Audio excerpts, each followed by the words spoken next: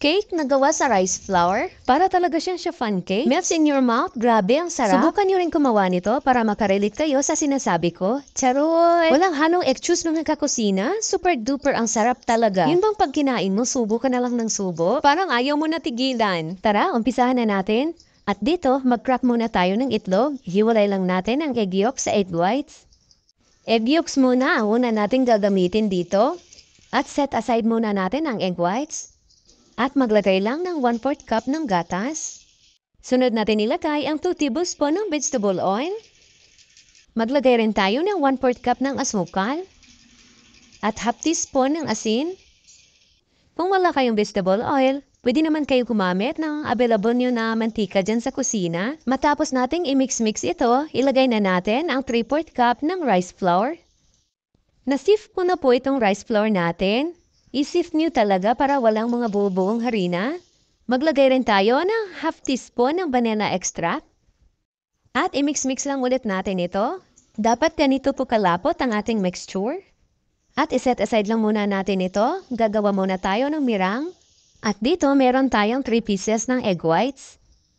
At lagyan lang natin ng 1 teaspoon ng white vinegar. I-beat lang natin ito hanggang sa maging foamy ang ating egg whites. Ayan. At maglagay lang tayo ng 3 tablespoon ng white sugar.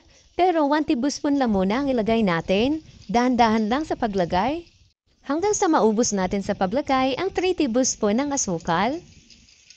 Ituloy lang natin ito hanggang sa makuha natin ang tamang consistency para sa ating nirang.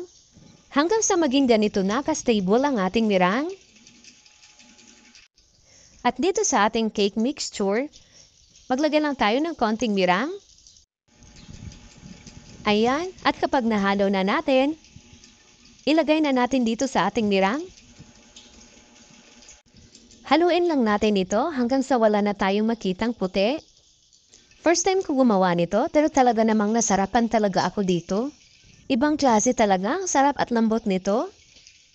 At kapag ganito na ang consistency ng ating cake batter, pwede na po ito. At dito sa ating baking pan, naglagay lang po ng parchment paper. At ibuhos na natin dito ang ating cake batter. Itap lang natin para matanggal ang mga bubbles. At lagyan lang natin ito ng aluminum foil para hindi malagyan ng tubig pag nag-steam na tayo. At steam lang po natin ito ng 30 minutes in high heat. At ayan na, luto na ang ating masarap na cake na gawa sa rice flour na super duper ang lambot at sarap. Tanggalin lang natin ang parchment paper at pwede na natin ito i-slice.